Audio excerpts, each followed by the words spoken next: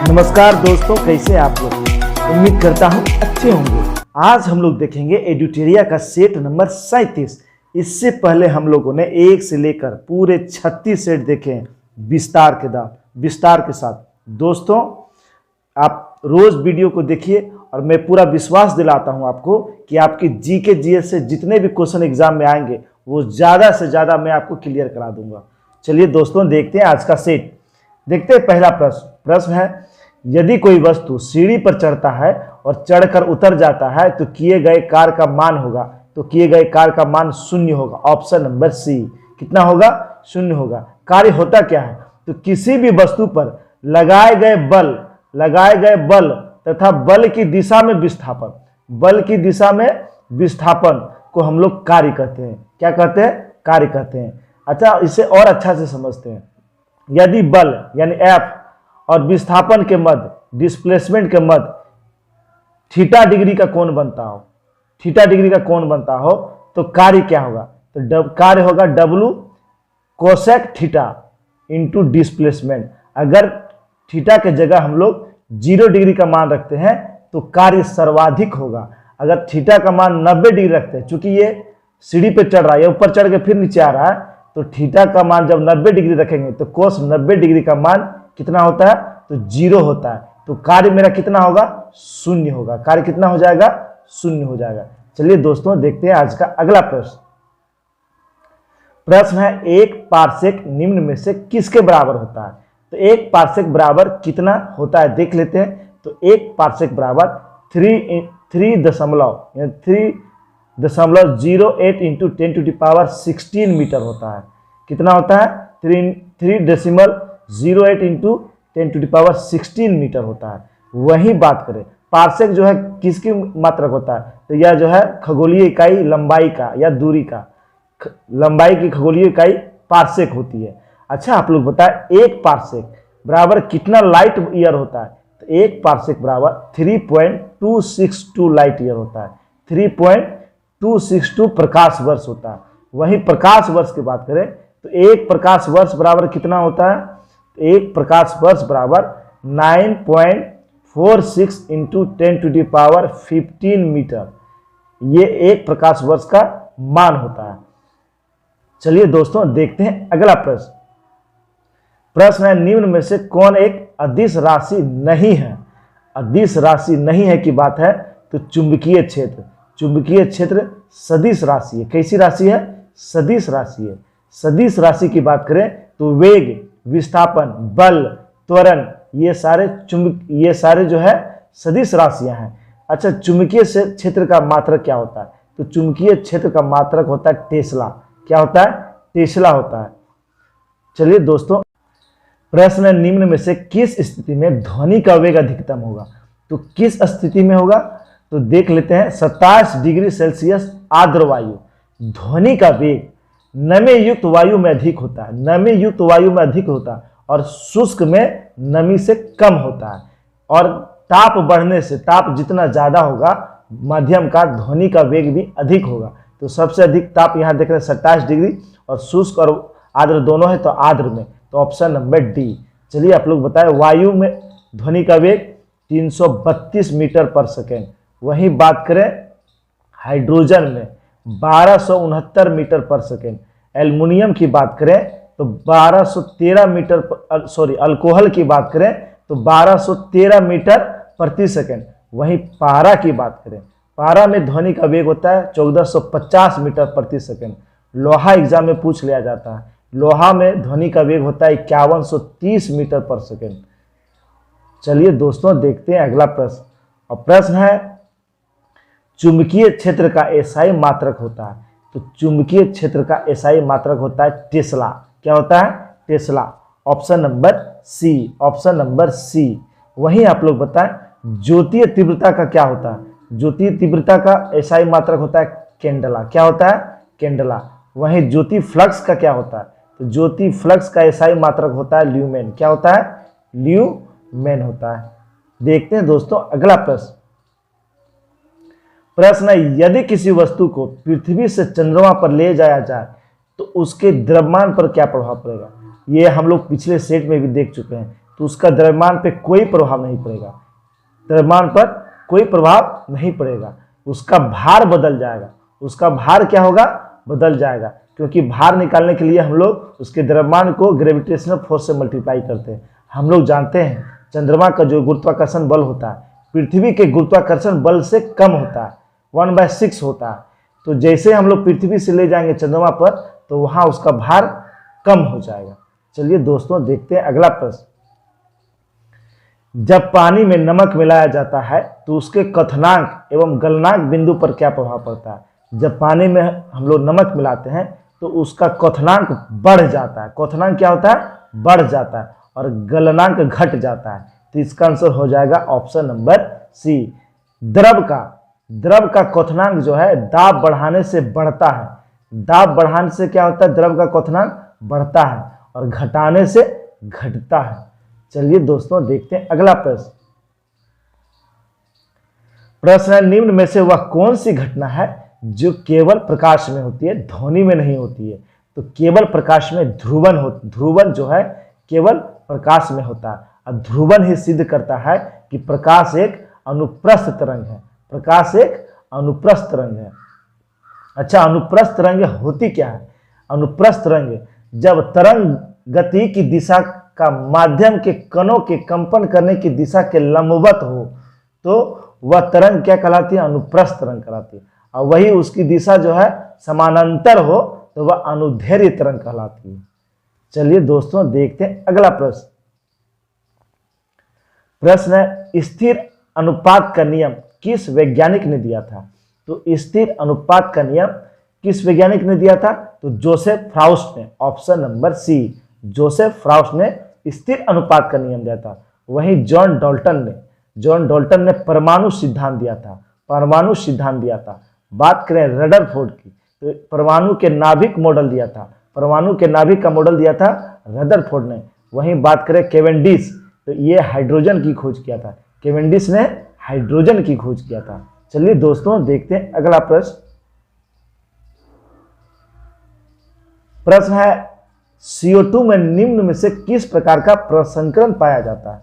तो CO2 की बात हो रही है तो CO2 में sp प्रसंकरण पाया जाता है। कौन सा प्रसंकरण? sp प्रसंकरण पाया जाता है।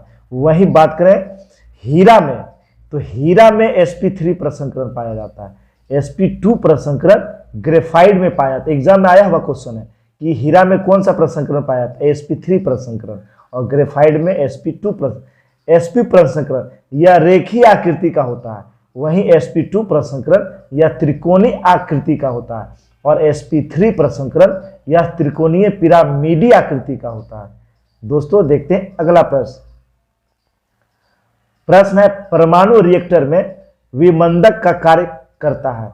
तो परमाणु रिएक्टर में विमंदक का कार्य करता है भारी जल और ग्रेफाइट दोनों। तो इसका आंसर हो जाएगा option number D. Option number D. एक और क्वेश्चन आता है कि परमाणु रिएक्टर में नियंत्रक का काम कौन करता है? तो नियंत्रक के रूप में किसका प्रयोग करते हैं? तो कैडमियम और बोरोन की रड का प्रयोग करते हैं। कैडमियम और बोरोन की रड छड़ का प्रयोग करते हैं नियंत्रक के रूप में। देखते हैं अगला प्रश्न। प्रश्न है, निम्न में से कौन ऑक्सीकारक एवं अवकारक दोनों की तरह व्यवहार करता है? तो दोनों की तरह व्यवहार करता है HNO2। Option number C. Option number C. HNO3 और KMNO4 ये दोनों क्या है? ये दोनों ऑक्सीडाइजिंग एजेंट है। ऑक्सीडाइजिंग एजेंट है यानी ऑक्सीकारक एजेंट है। अच्छा, ऑक्सीकारक होता क्या है? ऑक्सीकारक दूसरे पदार्थ की ऑक्सीकरण संख्या बढ़ा देता है, और अवकारक उसकी संख्या को घटा देता है। और इसमें जो है ऑक्सीकारक में परमाणु की ऑक्सीकरण संख्या का मान बढ़ जाता है, और अवकारक में परमाणु की ऑक्सीकरण संख्या घट जाती है। चलिए दोस्तों देखते हैं अगला प्रश्न। और प्रश्न है, निम्न में से कौन सा कोशिकांग जंतु कोशिका में नहीं पाया जाता है? केवल पादप में पाए जाते हो, जंतु में नहीं पाए जाते हैं। तो रसधानी। ऑप्शन नंबर सी। रसधानी जो है जंतु कोशिका में नहीं पाए जाते। यह कोशिका की निर्जीव संरचना होती है। कोशिका की निर्जीव संरचना को रसधानी कहा जाता है, और ये उसका लगभग 90% होता है। वहीं तारक तार तारक काय की खोज किसने किया? तो तारक काय की खोज किसने किया? तो तारक काय की खोज किया था बोबरी ने। किसने किया था? बोबरी ने किया था। गोल्जी काय की खोज किया था केमिलो गोल्जी ने। वहीं लाइसोसोम की बात करें तो डी डोपे ने इसका खोज किया था। किसने? डी डुबे ने इसका खोज किया था और इसे ही आत्महत्या की थैली कहा जाता है। चलिए दोस्तों देखते हैं अगला प्रश्न। कौन सा एंजाइम वसा को वसीय अम्ल तथा ग्लिसरॉल में परिवर्तन कर देता है? तो कौन सा एंजाइम? तो ये एंजाइम है लाइपेज। लाइपेज जो है वसा को ग्लिसरॉल में परिवर्तन करता है। वहीं बात करें एमाइलेज। एमाइलेज क्या चीज का परिवर्तन करता है? तो एमाइलेज यह जो है कार्बोहाइड्रेट को शर्करा में तोड़ता है। ट्रिप्सिन की बात करें तो यह प्रोटीन को पॉलीपेप्टाइड्स में तोड़ता है। प्रोटीन को पॉलीपेप्टाइड्स में तोड़ता है ट्रिप्सिन। वहीं बात करें पेप्सिन। पेप्सिन जो है यह जठर रस से निकलता है। यह प्रोटीन को पेप्टाइड्स में तोड़ता है। प्रोटीन को पेप्टाइड्स में तोड़ता है कौन? पेप्सिन। ये एमाइलेज, लाइपेज और ट्रिप्सिन, इसका जो है श्रावण किससे होता है? अग्नाशय से होता है। किससे होता है? अग्नाशय से होता है। चलिए दोस्तों देखते हैं अगला प्रश्न। प्रश्न है कॉकरोच के हृदय कोष्ठों की संख्या कितनी होती है? तो कॉकरोच के हृदय कोष्ठों की संख्या कितनी होती है? तो 13 होती है। ऑप्शन नंबर डी, यानी बहुत दिल बहुत बड़ा होता है कॉकरोच का। चलिए दोस्तों आप लोग समझ जाइए कि इसके बाद से हृदय कोष्ठों वाला आपसे छूटना नहीं चाहिए, पूरा क्लियर कर लेते हैं। बात करें 3 की, तो 3 कोष्ठ किस में होते हैं? तब मेढक में। किसमें? मेढक में, सांप में, घड़ियाल में इसके हृदय कोष्ठों की संख्या 3 होती है। वहीं 4 बात करें तो 4 हम लोग जानते हैं मनुष्य में, चमगादड़ में, कंगारू में, चिड़ियों में, इस सब में हृदय कोष्ठों की संख्या 4 होती है। वहीं बात करें 5 की तो मधुमक्खी में हृदय कोष्ठों की संख्या 5 होती है। मधुमक्खी में 5 होती है। वहीं बात करें 2 की तो 2 हृदय कोष्ठों की संख्या मछली, शार्क, ये सब में हृदय कोष्ठों की संख्या 2 होती है। चलिए दोस्तों अगला प्रश्न देखते हैं। प्रश्न है रक्त बिंबाणु का जीवन काल होता है। तो रक्त बिंबाणु, इसे प्लेटलेट्स भी कहते हैं, इसका जीवन काल होता है 3 से 5 दिन। Option number B. वहीं बात करें WBC, व्हाइट ब्लड सेल का जीवन काल 2 से 4 दिन होता है। वहीं RBC की बात करें, रेड ब्लड सेल की बात करें तो 20 से 120 दिन इसका जीवन काल होता है। रक्त बिंबाणु, इसका निर्माण अस्थि मंजा में होता है। कहाँ होता है? अस्थि मंजा में होता है। और ये रक्त बिंबाणु का कार्य क्या होता है? तो ये रक्त का थक्का जमाने में मदद करता है। और जब किसी को डेंगू हो जाता है तो उसमें उसके रक्त बिंबाणु यानी प्लेटलेट्स की संख्या में कमी हो जाती है। दोस्तों अगला प्रश्न देखते हैं। प्रश्न है अमीबा में किस प्रकार का अलैंगिक जनन पाया जाता है? तो अमीबा में विखंडन, ऑप्शन नंबर बी, विखंडन अलैंगिक जनन पाया जाता है। Option number B. चलिए अगला प्रश्न देखते हैं। हड़प्पा सभ्यता के किस स्थल से उन्नत जल प्रबंधन व्यवस्था का साक्ष्य प्राप्त होता है? तो ये कहां से प्राप्त हुआ है? ये धौलावीरा से प्राप्त हुआ। Option number B. कहां से? धौलावीरा से। धौलावीरा से शैलकृत स्थापत्य भी प्राप्त हुए हैं। वहीं बात करें लोथल, यह सिंधु सभ्यता का बंदरगाह था। यहाँ युगल समाधियां और अग्निकुंड के साक्ष्य मिले हैं। मापतोल की वस्तुएं मिली है। वहीं बनावली की बात करें तो यहाँ मिट्टी के हल मिले हैं। बात करें राखी गढ़ी के तो यहाँ से ताम्र उपकरण प्राप्त हुए। चलिए आप लोग बताएं सिंधु सभ्यता का सबसे उत्तरी नगर कौन था? तो सबसे उत्तरी नगर सिंधु सभ्यता का कौन था? तो सिंधु सभ्यता का सबसे उत्तरी नगर था मांडा। कौन था? मांडा। वहीं बात करें दक्षिणी का तो सबसे दक्षिणी नगर था दैमाबाद, जो महाराष्ट्र में है, दैमाबाद। और सबसे पूर्वी था आलमगीरपुर, और सबसे पश्चिमी था सुटकुटा गेडोर। चलिए दोस्तों देखते हैं अगला प्रश्न है उत्तर मीमांसा दर्शन के प्रवर्तक कौन थे? तो उत्तर मीमांसा के प्रवर्तक थे Badarayana, option number D, option number D. वहीं बात करें पूरब मीमांसा, तो पूरब मीमांसा के कौन थे? जैमिनी थे, जैमिनी थे पूरब मीमांसा के। चारवाक, चारवाक ये चरवाक दर्शन के प्रवर्तक थे। कनाद, कनाद की बात करें तो ये वैश्विक के प्रवर्तक थे, वैश्विक के प्रवर्तक थे।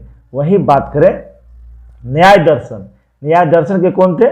गौतम थे, न्याय दर्शन के गौतम थे। और योग दर्शन के पतंजलि थे, योग दर्शन के पतंजलि थे। और सांख्य दर्शन के, सांख्य दर्शन के कपिल थे। कौन थे? कपिल थे। चलिए दोस्तों अगला प्रश्न देखते हैं। प्रश्न है हाटक निम्न में से किस महाजनपद की राजधानी थी? तो हम लोग जानते हैं हाटक कंबोज की राजधानी थी, हाटक कंबोज की राजधानी थी। 16 महाजनपदों में कुछ प्रमुख महाजनपद की राजधानियां हम लोग जान लेते हैं। सूरसेन किसकी राजधानी थी? मथुरा की। सूरसेन किसकी राजधानी थी? मथुरा की। वहीं बात करें गांधार की राजधानी, गांधार की राजधानी कहाँ था? तक्षशिला। कहाँ था? तक्षशिला। वहीं बात करें मत्स्य, मत्स्य की राजधानी विराटनगर था। कहाँ था? विराटनगर, विराटनगर। और वत्स का कौशाम्बी, वत्स का कौशाम्बी। और ये 16 महाजनपदों की जानकारी हम लोग को बौद्ध ग्रंथ अगुंतर निकाय से मिलती है, अगुंतर निकाय से मिलती है। दोस्तों अगला प्रश्न देखते हैं। निम्नलिखित में से कौन एक जैव नहीं, या जैन कर लीजिएगा, जैन ग्रंथ नहीं है? तो इसका आंसर हो जाएगा अवदान शतक, ऑप्शन नंबर सी, यानी केवल डी। केवल 3 नंबर जो है ये जैन ग्रंथ नहीं है, बाकी ये तीनों जैन ग्रंथ है। अवदान शतक यह हीनयान शाखा, हीनयान शाखा का एक ग्रंथ है। तो इसका आंसर हो जाएगा ऑप्शन नंबर डी। चलिए दोस्तों अगला प्रश्न देखते हैं। प्रश्न है भारत में कुषाण वंश की स्थापना किसने किया? तो कुषाण वंश की स्थापना हम लोग जानते हैं किसने किया था? तो कुषाण वंश की स्थापना किया था Kujula Kadphises, option number B, Kujula Kadphises ने किया था। वहीं कुषाण वंश का सबसे प्रतापी शासक था कनिष्क। कौन था? कनिष्क कुषाण वंश का सबसे प्रतापी और योग्य शासक था कनिष्क का। कनिष्क गद्दी पर कब बैठा? तो कनिष्क 78 ईस्वी में गद्दी पर बैठा और शक संवत प्रारंभ किया, शक संवत प्रारंभ किया। इन्होंने जो है इनका रेशम मार्ग पर पूर्ण नियंत्रण था, रेशम मार्ग पर पूर्ण नियंत्रण था और उसमें ये टैक्स लेते थे। वहीं बात करें कुषाण वंश में तो बुद्ध की खड़ी प्रतिमा, बुद्ध की खड़ी प्रतिमा इसी काल में मिले हैं। किस काल में? कुषाण वंश में बुद्ध की खड़ी प्रतिमा। वहीं कनिष्क की बात करें तो कनिष्क ने चीनी जनरल पेनचोवा, चीनी जनरल पेनचोवा को हराया था। चीनी जनरल पेनचोवा, ये एग्जाम में आया हुआ कि चीनी जनरल पेनचोवा को किसने हराया था? तो कनिष्क ने हराया था। कनिष्क के दरबार में चरक, वसुमित्र, अश्वघोष, नागार्जुन जैसे विद्वान रहते थे। चलिए दोस्तों अगला प्रश्न देखते हैं। प्रश्न है तुगलकनामा की रचना किसने किया? हम लोग जानते हैं तुगलकनामा की रचना किसने किया? तो ये अमीर खुसरो ने किया, ऑप्शन नंबर डी। वहीं बात करें अबुल फजल ने आईने अकबरी की रचना किया। आईने अकबरी की रचना किसने किया? अबुल फजल ने। वहीं बात करें बर्नी की तो बर्नी ने किसकी रचना किया है? तो बर्नी ने तारीखे फिरोज शाही, तारीखे फिरोज शाही की रचना किसने किया?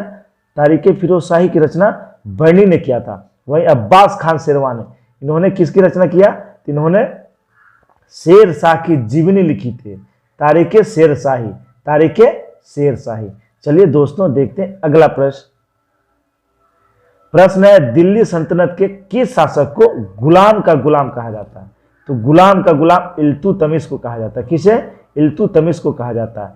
इल्तुतमिश किसका गुलाम था? तो यह ऐबक का गुलाम था और ऐबक जानते हैं हम लोग गोरी का गुलाम था, तो इसीलिए इन्हें गुलामों का गुलाम कहा जाता है, गुलामों का गुलाम कहा जाता है। इल्तुतमिश 1211 ईस्वी में आराम शाह की हत्या करके गद्दी पर बैठा था। 1211 ईस्वी में। यह इलबरी तुर्क था, यह तुर्कमेनिस्तान का इलबरी तुर्क था। यह ऐबक का दामाद भी था। और जब ऐबक की मृत्यु हुआ, 1210 ईस्वी में। तो ये कहाँ का गवर्नर था? तो यह एग्जाम में आया हुआ है, ये बदायूं का गवर्नर था। कहाँ का गवर्नर था? बदायूं का गवर्नर था। इन्होंने कुतुब मीनार का पूरा निर्माण करवाया, स्टार्ट किया था ऐबक ने, उसे पूरा किया किसने? इल्तुतमिश ने किया था। इन्होंने शुद्ध अरबी सिक्के जारी किए, एकता प्रणाली प्रारंभ किया और दिल्ली के अमीरों का दमन किया था।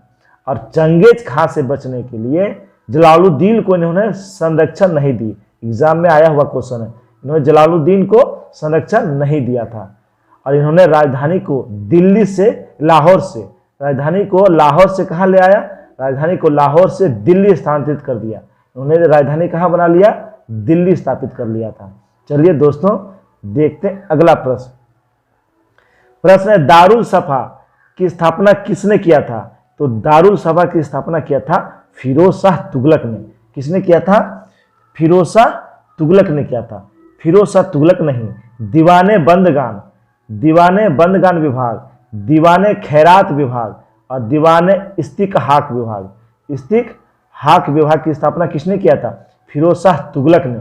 बात करें मोहम्मद बिन तुगलक, मोहम्मद बिन तुगलक की बात करें तो मोहम्मद बिन तुगलक ने दीवाने कोही विभाग की स्थापना किया था, दीवाने कोही विभाग की स्थापना किया था।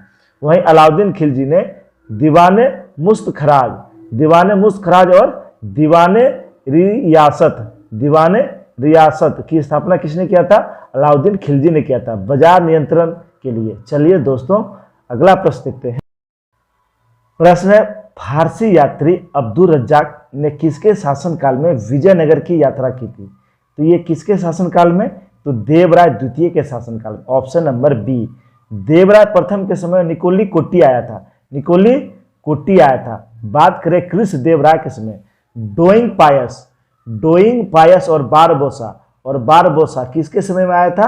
तो ये कृष्ण देव राय के समय में आया था। वहीं बात करें नूनिज किसके समय आया था? तो ये अच्युत राय के समय। किसके समय में आया था? अच्युत राय के समय आया था। दोस्तों अगला प्रश्न देखते हैं। प्रश्न है शिवाजी ने किस वर्ष छत्रपति की उपाधि धारण की थी?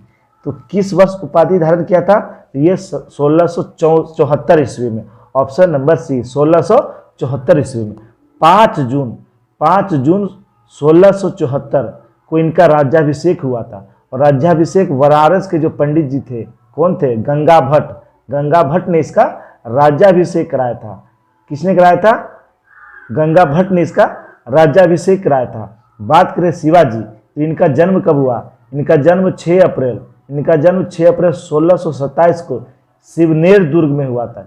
इनके पिताजी का नाम था शाहजी भोसले। क्या था? शाहजी भोसले। वहीं माताजी का नाम था जीजाबाई। क्या था? जीजाबाई। इनके गुरु थे कोंडदेव। वहीं आध्यात्मिक गुरु कौन थे? रामदास थे। चलिए प्रश्न है किस पुर्तगाली गवर्नर ने कोचीन की जगह गोवा को पुर्तगालियों की राजधानी बनाया? तो ये बनाया था नीना डी कुन्हा ने कोचीन की जगह गोवा को राजधानी बनाया था। कब? 1530 ईस्वी में। चलिए आप लोग बताएं कि भारत में प्रथम पुर्तगाली गवर्नर बनकर कौन आया था? तो फ्रांसिस्को डी अल्मेडा। इन्होंने ब्लू वाटर पॉलिसी लागू किया था, ब्लू वाटर पॉलिसी शुरू किया था। किसने? फ्रांसिस्को डी अल्मेडा ने। वहीं पुर्तगालियों का वास्तविक संस्थापक माना जाता है अल्फांसो दी अल्बुकर्को। यह 1509 ईस्वी में गवर्नर बना था। 1510 ईस्वी में इन्होंने आदिल शाह से गोवा को छीना था। एग्जाम में आता है क्वेश्चन। 1510 ईस्वी में वहां के जो नवाब थे आदिल शाह से गोवा को छीना था। पुर्तगाली इन्होंने भारत में तंबाकू की खेती प्रारंभ किया और प्रिंटिंग प्रेस की शुरुआत किया था। तो प्रिंटिंग प्रेस का शुरुआत सबसे पहले भारत में किसने किया? तो पुर्तगालियों ने किया था। चलिए दोस्तों अगला प्रश्न देखते हैं। प्रश्न है अंग्रेजों एवं फ्रांसीसियों के बीच पेरिस की संधि कब हुई थी? तो अंग्रेजों और फ्रांसीसियों के बीच पेरिस की संधि हुई थी 1763 में। ऑप्शन नंबर डी 1763 में तृतीय कर्नाटक युद्ध की समाप्ति हुआ था। किससे? तो पेरिस की संधि से। किससे हुआ था? पेरिस की संधि से हुआ था। वहीं बात करें प्रथम कर्नाटक युद्ध 1746 से 48 के बीच, 48 में समाप्त हुआ था एक्सला सेपल की संधि से, एक्सला सेपल की संधि से समाप्त हुआ था।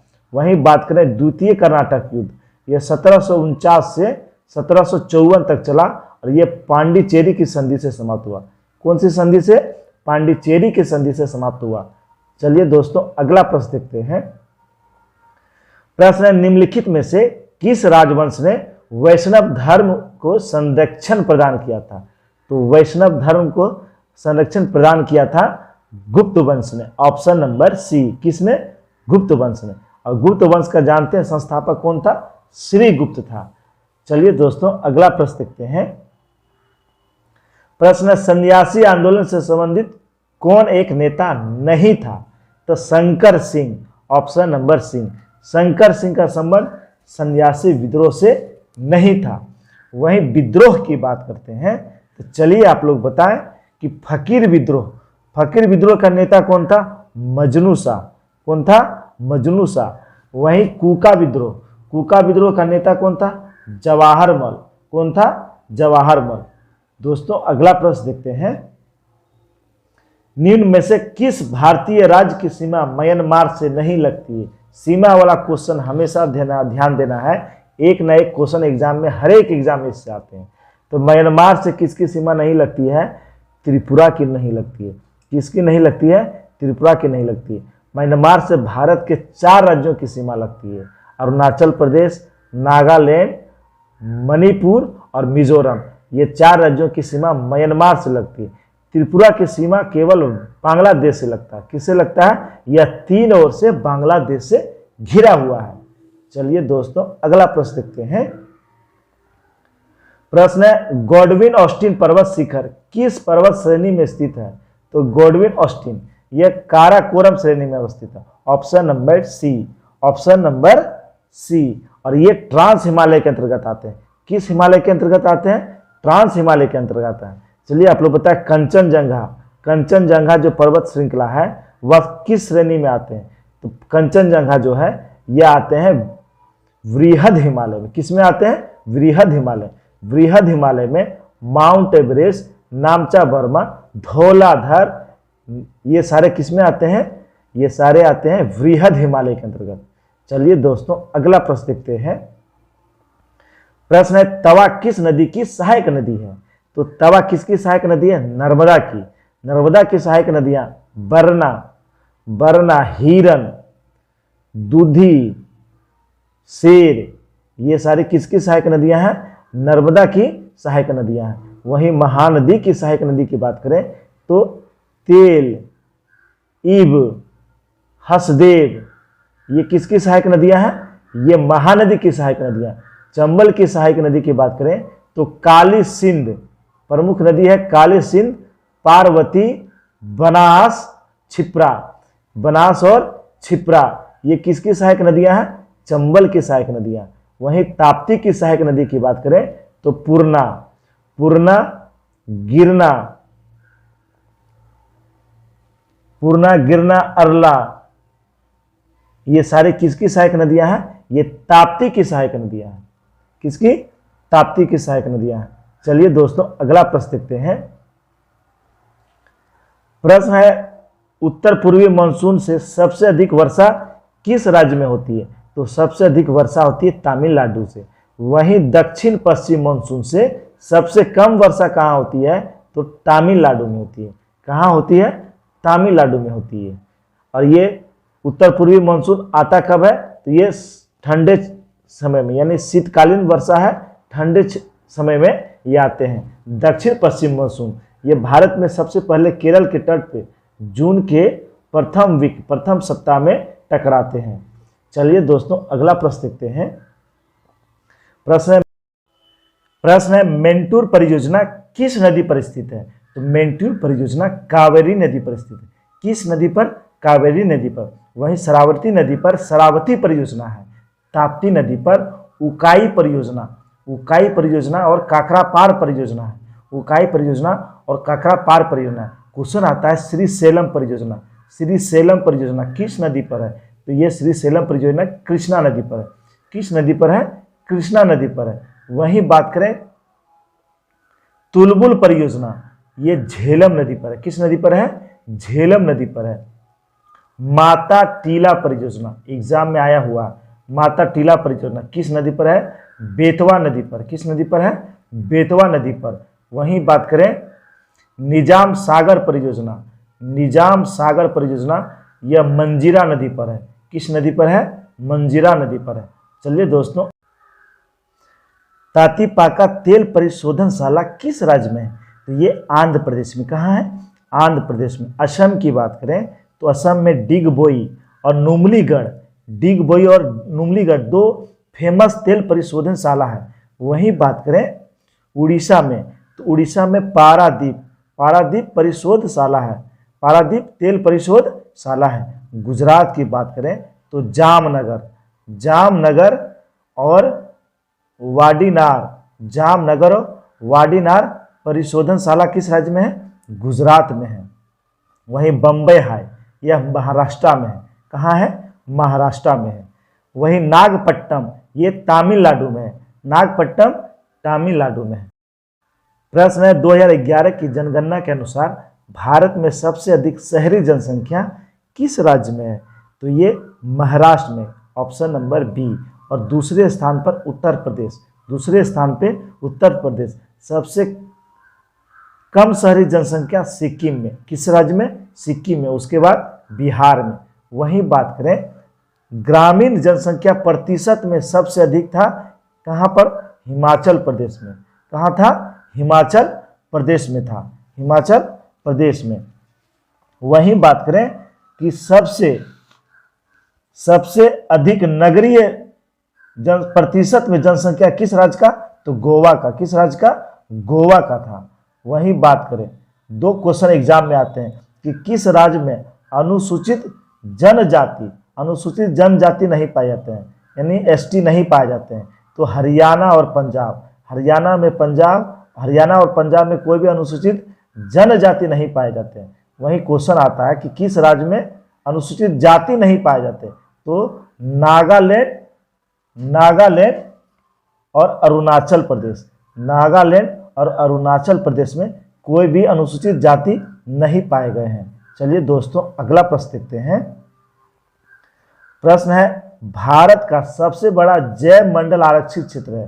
तो भारत का सबसे बड़ा जैव मंडल आरक्षित क्षेत्र क्या है? कच्छ का रण, ऑप्शन नंबर सी। कौन सा? कच्छ का रण। वहीं बात करें सबसे प्रथम जैव मंडल आरक्षित क्षेत्र कौन बना? नीलगिरी बना। कौन बना? नीलगिरी 1986 में, 1986 में। आप लोग बताएं नोकरेक जैव मंडल आरक्षित क्षेत्र किस राज्य में? ये मेघालय में है। कहाँ है? मेघालय में है। वहीं बात करें कंचनजंगा ये किस राज्य में है? ये सिक्किम में है। किस राज्य में है? सिक्किम में है।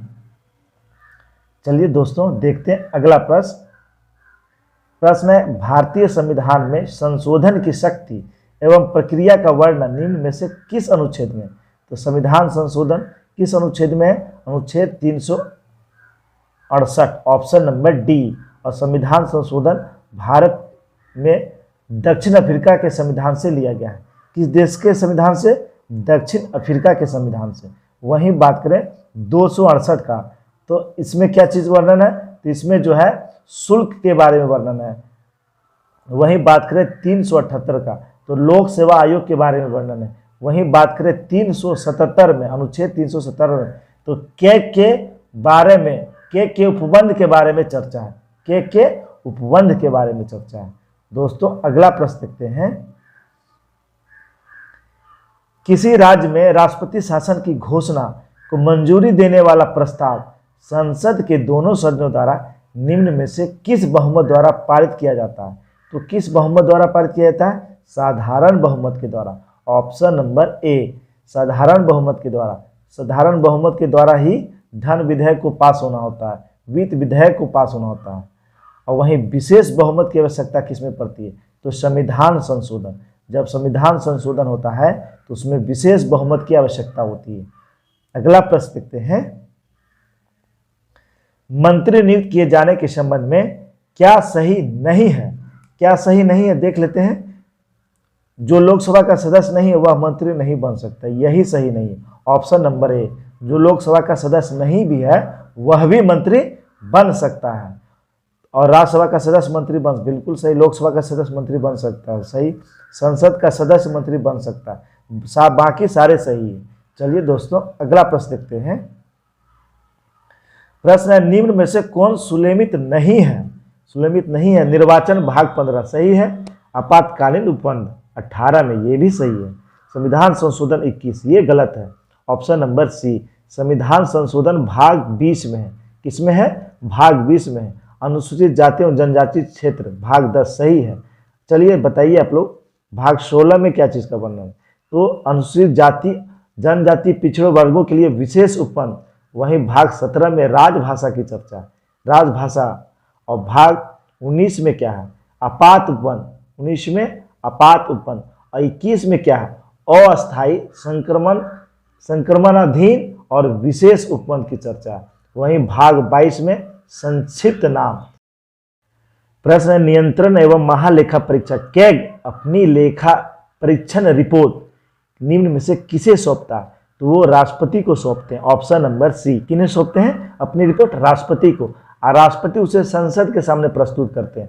कैग की चर्चा अनुच्छेद 148 में है और इनकी अधिकतम आयु 6 वर्ष या 65 वर्ष जो पहले हो। अच्छा आप लोग बताएं, लोक लेखा समिति कैग की रिपोर्ट की जांच करता है। किसकी रिपोर्ट की जांच करता है? कैग की रिपोर्ट की जांच लोक लेखा समिति करते हैं। चलिए दोस्तों अगला प्रश्न देखते हैं। पंचायतों को संवैधानिक आधार प्रदान करने की सिफारिश सर्वप्रथम किस समिति ने की थी? तो ये लक्ष्मीमल सिंघवी समिति। ऑप्शन नंबर सी, लक्ष्मीमल सिंघवी समिति के द्वारा ही पंचायतों को संवैधानिक दर्जा प्रदान किया था। चलिए देख लेते हैं। बलवंत राय मेहता समिति। बलवंत राय मेहता समिति का गठन कब हुआ था? 1957 में। इन्होंने त्रिस्तरीय संरचना दिया था, त्रिस्तरीय पंचायतों का गठन का सुझाव दिया था। वहीं अशोक मेहता समिति, इनका गठन 1977 में हुआ था। इन्होंने द्विस्तरीय गठन का सुझाव दिया था। वहीं जीवे के राव समिति का गठन हुआ था 1985 में। कब हुआ था? 1985 में हुआ था। और इनका जो महत्वपूर्ण योगदान था वह जिला स्तरीय निकाय को लोकतांत्रिक विकेंद्रीकरण के लिए महत्वपूर्ण स्थान देने के लिए इनका सुझाव था कि इनका जीवी के राव समिति का। और लक्ष्मीमल सिंघवी समिति का गठन कब हुआ था? तो ये 1986 में हुआ था। 1986 में हुआ था। चलिए दोस्तों अगला प्रश्न देखते हैं। ग्राम पंचायत की बैठक का आयोजन किया जाना अनिवार्य है, तो कितने दिनों के अंदर? तो 2 माह में कम से कम एक बार। ऑप्शन नंबर ए, 2 माह में कम से कम एक बार।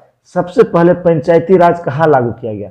तो ये राजस्थान के नागौर में 2 अक्टूबर 1959 को 2 अक्टूबर 1959 को नेहरू जी के द्वारा सबसे पहले पंचायती राज लागू किया गया था। वहीं बात करें पंचायती राज, तो अनुच्छेद 243 में पंचायतों की परिभाषा, पंचायती राज की परिभाषा दिया गया। और ग्राम सभा की चर्चा अनुच्छेद 343 के ए में ग्राम सभा की चर्चा। और ग्राम सभा का गठन 243 के बी में, 243 के बी में ग्राम सभा का गठन का चर्चा है। एक एग्जाम में क्वेश्चन हमेशा आते हैं। सहकारी समिति का गठन किस अनुच्छेद के तहत किया गया?